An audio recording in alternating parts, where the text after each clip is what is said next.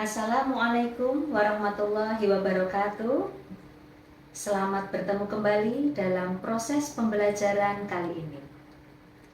Baik, teman-teman semua, kita akan mulai. Dan untuk memudahkan serta menghindari kesalahan dalam proses penyampaian pesan, mohon izin saya nanti akan menggunakan bantuan berupa kertas yang saya bawa ini. Baik, kita mulai. Pada pembelajaran kali ini kita akan membahas tentang teknik komunikasi terapeutik dasar. Baik, ada beberapa hal yang harus diperhatikan atau yang perlu diperhatikan dalam berkomunikasi. Yang pertama adalah dasar teori, kemudian yang kedua adalah peralatan dan bahan yang diperlukan, yang ketiga adalah prosedur keterampilan. Baik, kita akan mulai yang pertama, yaitu tentang dasar teori. Dasar teori memuat dua hal. Yang pertama terkait dengan sikap komunikasi terapeutik. Jadi, dalam teori kali ini akan dibicarakan mengenai bagaimana sih sebenarnya kita harus bersikap ketika berkomunikasi. Kita mulai. Yang pertama, ketika berkomunikasi, sebaiknya kita berhadapan dengan lawan komunikasi kita. Ketika orang yang kita ajak berkomunikasi itu berdiri, maka kita juga berdiri. Tetapi kalau kita akan berbicara dengan orang yang sedang duduk, maka kita juga harus duduk seperti itu. Itu adalah konsep berhadapan. Berikutnya adalah mempertahankan kontak mata. Jadi, mata kita dengan mata lawan bicara kita itu harus kita pertahankan. Nah, ini berarti bahwa kita menghargai klien. Jadi kalau saya berbicara dengan seseorang, maka saya harus memperhatikan mata orang yang saya ajak bicara. Dan kontak mata di sini harus berada pada level yang sama. Level yang sama itu adalah ketika klien berdiri, kita berdiri. Ketika klien duduk, kita juga duduk. Nah, itu adalah konsepnya. Berikutnya adalah membungkuk ke arah klien. Jadi, kalau misalnya saya berbicara dengan seseorang di depan saya, maka posisi badan saya seharusnya agak membungkuk ke arah klien. Ini berarti bahwa saya siap untuk Anda. Begitu. Berikutnya adalah memperlihatkan sikap terbuka. Tidak melipat kaki, tidak melipat tangan, dan ini menunjukkan bahwa saya siap membantu. Sikap terbuka adalah seperti ini ketika kita duduk. Yang dimaksud melipat kaki adalah meletakkan satu kaki di atas kaki yang lain, kemudian melipat tangan di depan dada. Ini adalah sikap yang tidak diperkenankan di dalam berkomunikasi terapeutik, karena ini merupakan sikap yang tertutup. Sikap yang baik harusnya terbuka seperti ini. Nah, ini menunjukkan bahwa saya siap membantu Anda. Berikutnya adalah mempertahankan jarak terapeutik. Jarak terapeutik yang diizinkan untuk komunikasi dua orang adalah setidaknya 1 jengkal lengan atau sekitar 1 meter. Ini tujuannya apa? Tujuannya adalah untuk keamanan. Seandainya pada saat kita berkomunikasi dengan lawan bicara, ada kalimat yang tidak nyaman, yang membuat tersinggung, yang membuat marah, kemudian klien kita atau lawan bicara kita ingin menonjok kita, kalau kita jaraknya terapeutik, maka secara refleks kita akan ditinju, kita tidak akan terkena. Jadi itulah jarak aman. Jadi setidaknya 1 jengkal lengan. Kemudian ekspresi wajah rileks dan tidak tegang. Jadi ekspresi wajah rileks adalah dengan tersenyum, ceria. Senyum itu juga tidak dibuat-buat, apa adanya, tulus dan ikhlas. Baik, itu adalah bagian pertama mengenai sikap yang terapeutik dalam berkomunikasi.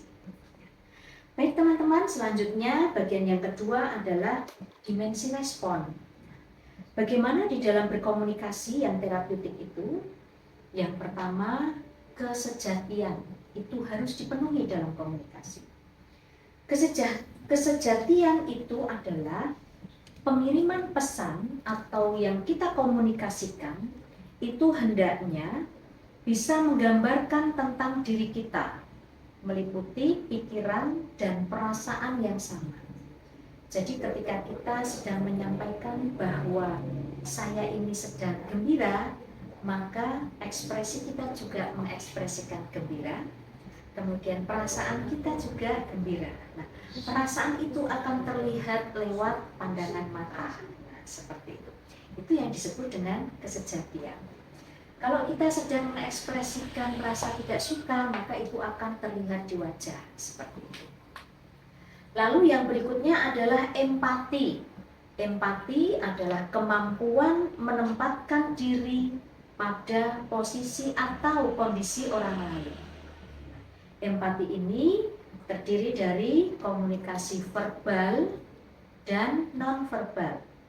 Baik, mohon izin saya duduk kembali. Komunikasi verbal itu adalah apa yang diucapkan. Kalau komunikasi non-verbal itu meliputi bahasa tubuh yang ditunjukkan. Ya. Komunikasi verbal itu berisi keakuratan, kejelasan, dan kealamiahan. Keakuratan itu terkait dengan pesan yang kita sampaikan itu akurat atau tepat atau sesuai dengan apa yang seharusnya disampaikan. Tidak mengada-ada, tidak berisi opini sendiri seperti itu. Kemudian kejelasan. Nah, kejelasan itu terkait dengan pelafalan konsonan dan vokal. Kalau saya berbicara selamat pagi, maka saya melafalkan selamat pagi. Terdengarnya juga selamat pagi. Jadi betul-betul jelas. A, I, U, E, O dan konsonan yang dilafalkan jelas. Kemudian kealamiahan. Jadi berbicara secara alami. Be yourself, menjadi diri sendiri. Tidak perlu meniru cara bicara orang lain, tidak perlu mengadopsi gaya bicara orang lain, tetapi bicara secara alami sesuai dengan kemampuan yang dimiliki. Berikutnya, komunikasi nonverbal itu berisi tentang bahasa tubuh yang kita tunjukkan. Yang pertama terkait kehangatan. Jadi dalam berkomunikasi itu kita harus menciptakan kehangatan. Tidak menimbulkan ketegangan, tidak memancing kerusuhan, tidak menimbulkan keributan, tidak menyinggung, ya. Dan ini bisa ditunjukkan dengan 3 hal. Yang pertama, kondisi muka. Nah, jadi sikap hangat itu bisa terlihat dari kondisi muka. Muka yang bagaimana? Dahi rileks. Dahi rileks. Tidak ada kerutan. Kerutan itu seperti ini ya. Nah, itu ya. Jadi dahi rileks, tidak ada kerutan. Kontak mata nyaman, gerakan mata natural. Mohon maaf, bisa diperhatikan mata saya. Ya, gerakan mata nyaman. Saya menatap teman-teman dengan tatapan yang bersahabat. Tidak kemudian tatapan yang mengandung kebencian atau dendam. Tatapan sorot mata tajam. Lihat. Gerakan tidak natural. Jadi saya semisal mohon izin saya menghadap ke sini, kemudian saya menggerakkan mata tidak natural. Nah, melirik tajam. Ini mengisyaratkan kebencian atau dendam. Tidak seperti itu. Tetapi tatapan mata yang nyaman, gerakan mata natural. Kalau ingin melihat ke arah lain, maka saya gerakkan mata dengan natural. Set. Nah, pindah lagi. Seperti itu. Berikutnya, mulut rileks. Nah, ini rileks, tidak cemberut. Jadi ada senyum. Ya. Kalau ingin lebih jelasnya, tarik sudut kanan bibir ke kanan, tarik sudut kiri bibir ke kiri. Bahkan seorang motivator mengatakan harus tarik kanan kiri 2 cm dari garis tengah. Diukur pakai penggaris. Nah, tapi ini tidak usah diukur pakai penggaris, tetapi kalau kita tersenyum, maka otomatis sudut bibir kanan kiri akan tegak. Gitu ya, itu menunjukkan kehangatan. Tidak cemberut, tidak menggigit bibir, dan tersenyum jika perlu, kemudian rahang rileks, ya, menggigit bibir. Ini menunjukkan kita tidak siap berkomunikasi. Kemudian tersenyum jika perlu. Ya, memang dalam sebuah komunikasi itu, ketika kita berbicara dengan orang lain, maka kalau kita menatap ada senyuman di wajahnya, maka kita merasa nyaman. Oh, orang ini berkomunikasi dengan baik. Oh, dia tidak marah. Oh, dia tidak tersinggung, dan lain sebagainya.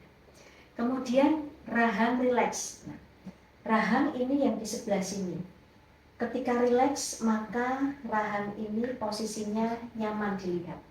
Tapi kalau rahangnya tegang, maka akan terlihat seperti ini.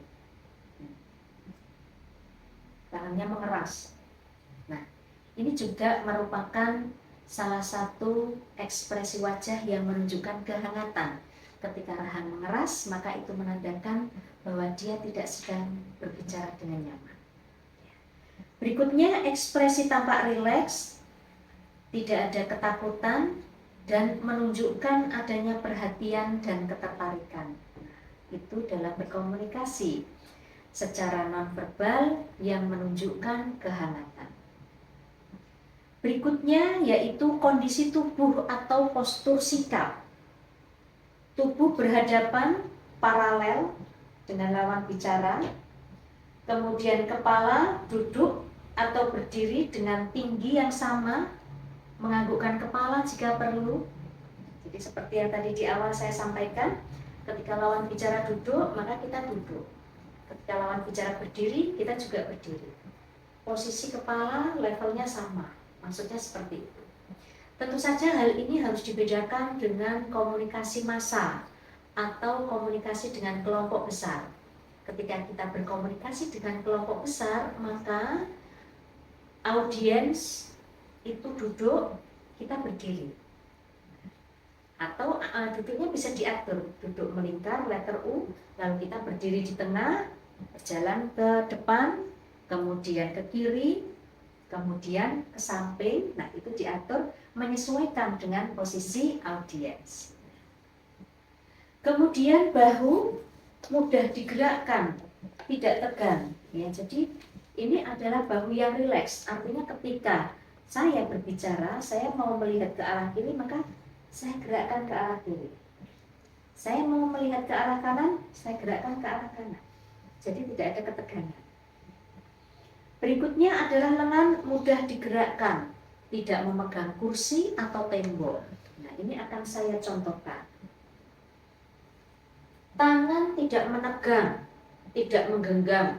Berbicara sambil menggenggam. Atau mempermainkan tangan seperti ini, atau memainkan ujung baju seperti ini, atau memainkan ujung pakaian seperti ini. Ya. Kemudian ini yang namanya tangan rileks, atau mengetuk-ngetuk dengan jari. Jadi kita ketuk-ketukkan tangan kita dengan jari. Ya. Kemudian membuat sentuhan atau sibuk, tangan ini sibuk seperti ini, kemudian seperti ini, ya. Kaki juga rileks, tidak kemudian mengetuk-ngetuk seperti ini, tidak mengangkat seperti ini, goyang-goyang, tidak. Tetapi ketika duduk berkomunikasi, duduklah dengan nyaman, tenang. Kalau tangan di atas paha, letakkan seperti ini secara nyaman, badan agak condong ke depan, tatapan mata menatap lawan bicara, ekspresi rileks, tenang, bicara dengan jelas, suara juga jelas, isi pesan yang disampaikan tidak menimbulkan pertengkaran, tidak menimbulkan emosi lawan bicara, seperti itu. Ya. Kemudian dada bernafas dengan biasa, tidak kemudian naik turun nafasnya, misalnya seperti ini.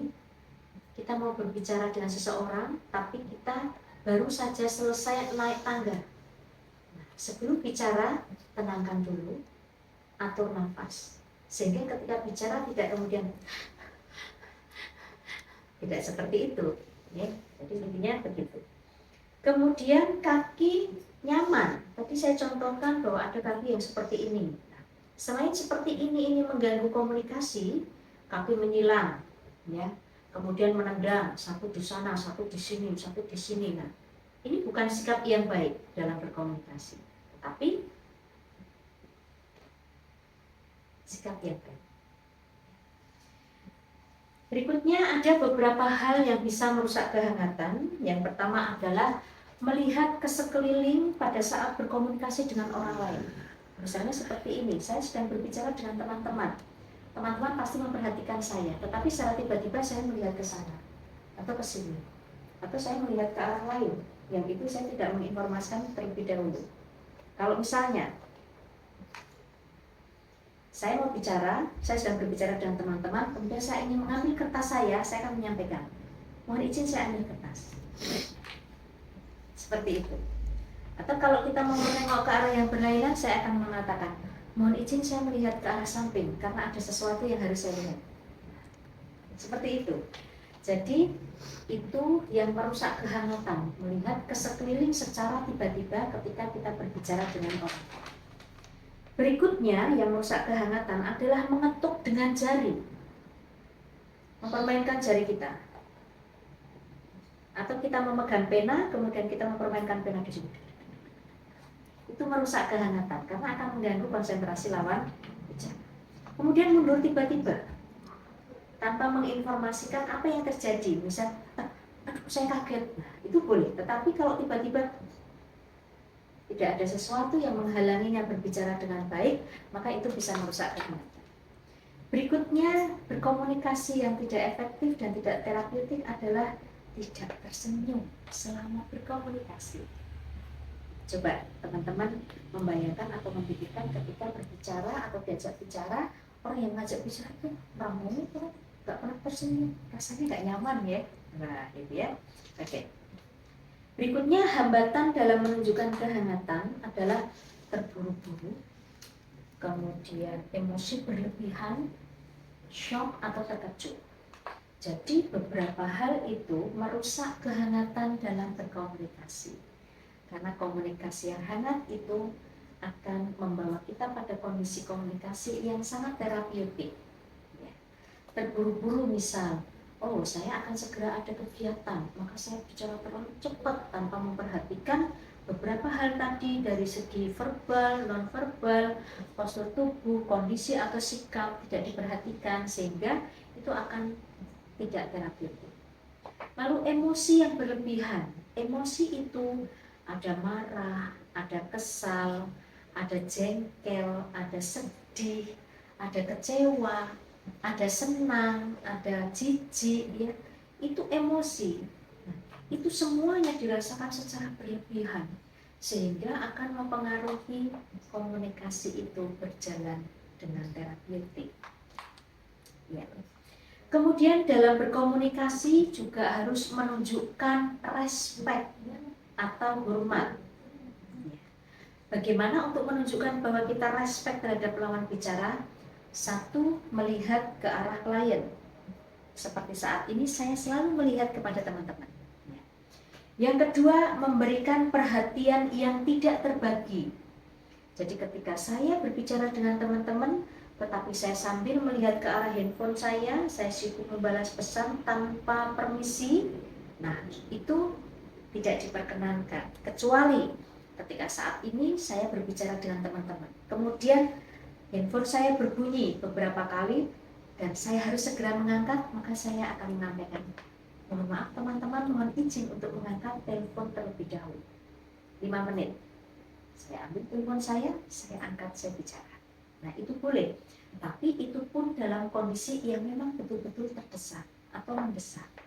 Tetapi kalau memang rencananya saya berbicara dengan teman-teman atau teman-teman sedang berbicara dengan klien untuk menciptakan sebuah komunikasi terapeutik, maka dalam sekian menit ke depan kita akan memberikan waktu itu hanya untuk berkomunikasi. Kemudian memelihara kontak mata. Selanjutnya senyum pada saat yang tepat. Kemudian bergerak ke arah klien.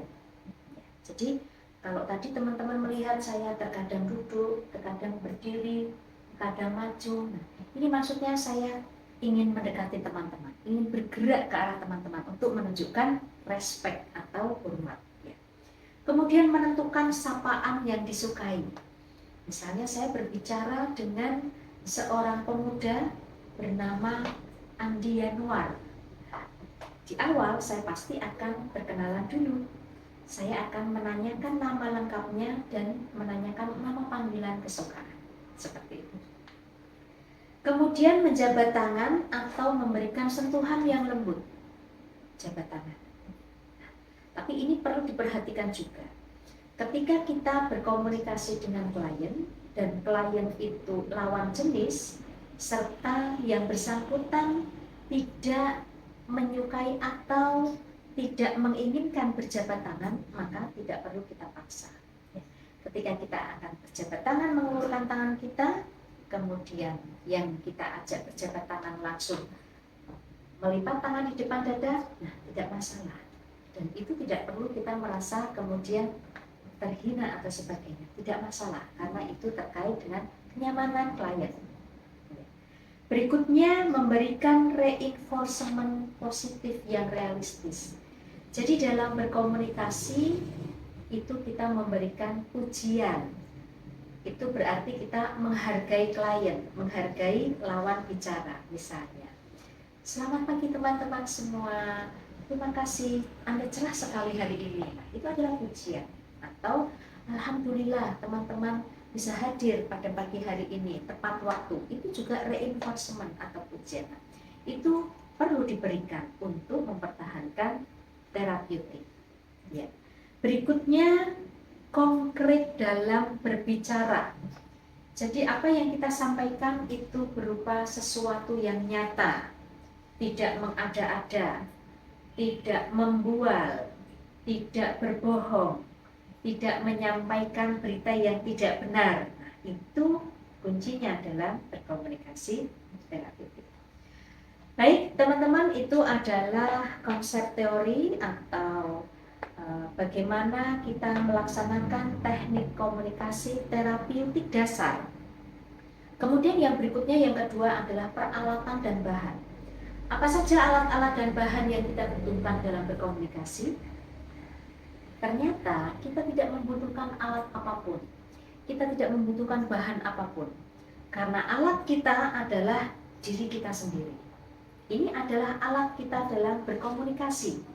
Seperti yang tadi kita sampaikan bahwa bagaimana posisi tubuh, bagaimana sikap, bagaimana tangan, bagaimana kaki, bagaimana ekspresi wajah, itu adalah alat yang kita gunakan untuk berkomunikasi. Kemudian apa bahannya? Bahannya adalah materi komunikasi, isi pembicaraan yang akan kita komunikasikan, yang akan kita sampaikan kepada lawan bicara. Itu adalah alat dan bahan. Nah, berikutnya yang ketiga, bagaimana prosedur berkomunikasi terapeutik. Ada 3 langkah atau 3 fase. Yang pertama adalah fase orientasi, yang kedua fase kerja, dan yang ketiga fase terminasi. Baik, kita akan bahas satu persatu. Fase orientasi atau prainteraksi di sini yang perlu kita laksanakan adalah mengevaluasi diri tentang kemampuan yang kita miliki. Jadi ketika kita akan membicarakan tentang tema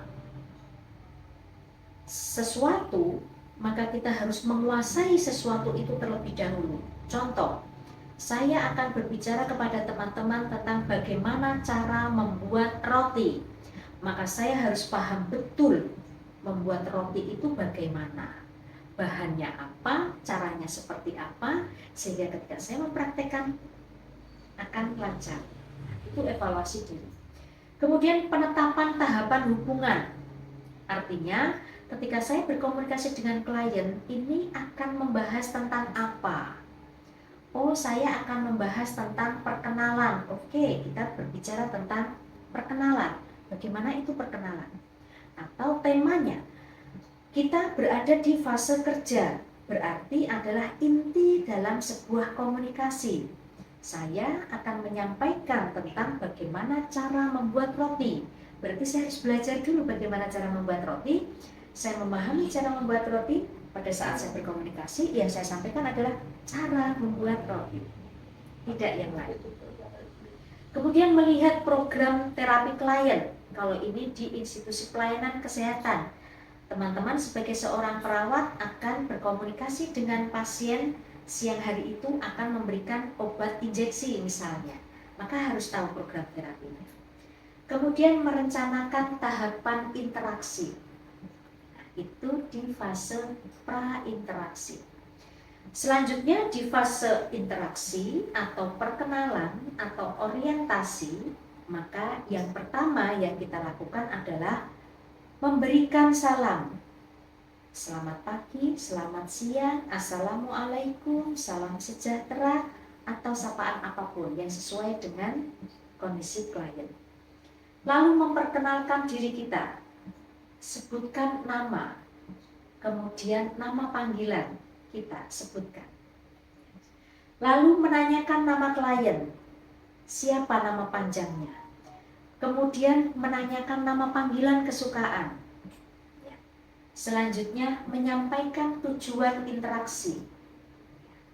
Lalu menyepakati pertemuan.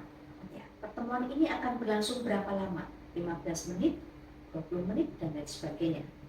Lalu melakukan evaluasi kepada pasien atau kepada klien. Jadi bagaimana perasaannya hari ini, terus apa yang sedang dirasakan, dan seterusnya. Kemudian di fase kerja berikutnya. Fase kerja adalah fase inti dalam sebuah komunikasi. Jadi ketika kita berkomunikasi tadi tentang cara membuat roti, maka intinya adalah kita menampilkan bagaimana cara membuat roti yang baik. Bagaimana alat dan bahan harus dipersiapkan, apa saja, langkahnya dari awal sampai akhir itu seperti apa. Itu di fase kerja. Berikutnya yang terakhir adalah fase terminasi. Fase terminasi itu merupakan tahap akhir dalam sebuah komunikasi, dan itu berisi tentang evaluasi. Jadi kita akan bertanya kepada klien, apakah yang didiskusikan itu bisa dipahami atau tidak. Berikutnya rencana tindak lanjut. Jadi setelah ini apa yang nanti akan dilakukan kemudian, misalnya setelah kita tadi mempraktekkan cara membuat roti, maka di tahap terminasi, baik teman-teman, kita sudah selesai mempraktekkan cara membuat roti. Mudah bukan? Nah, apakah ada pertanyaan? Silahkan, kalau ada pertanyaan bisa dituliskan di kolom komentar, misal seperti itu. Rencana tindak lanjutnya, baik teman-teman, selamat bertemu lagi pada pertemuan berikutnya. Kita akan belajar cara membuat bubur. Nah, itu contoh rencana tindak lanjut. Kemudian membuat kontrak yang akan datang. Pertemuan berikutnya disepakati. Lalu berpamitan. Nah, seperti itu teman-teman mengenai teknik komunikasi terapeutik dasar. Saya katakan dasar karena ini merupakan dasar dalam sebuah komunikasi. Sebelum nantinya teman-teman akan mempelajari teknik komunikasi yang bertujuan untuk melaksanakan keterampilan-keterampilan lebih lanjut. Baik, mudah bukan? Bagaimana cara melakukan teknik komunikasi terapeutik dasar? Nah, berikutnya silahkan dipelajari apa yang tadi sudah kita diskusikan. Apabila ada pertanyaan, silahkan untuk bertanya kepada saya. Boleh lewat nomor WhatsApp atau datang langsung, atau boleh ditulis di kolom komentar. Berikutnya, untuk melihat bagaimana itu komunikasi terapeutik dalam fase orientasi, fase kerja, dan fase terapeutik, fase terminasi, teman-teman bisa melihat video pembelajaran yang saya sudah tampilkan dalam video pembelajaran ansietas. Di situ sudah ada tahapan-tahapan dalam berinteraksi. Baik, itu yang bisa saya sampaikan pada pertemuan kali ini. Semoga Allah memberikan manfaat dan barokah. Terima kasih. Billahi taufiq wal hidayah. Assalamualaikum warahmatullahi wabarakatuh. Selamat siang. Dah. Tak ada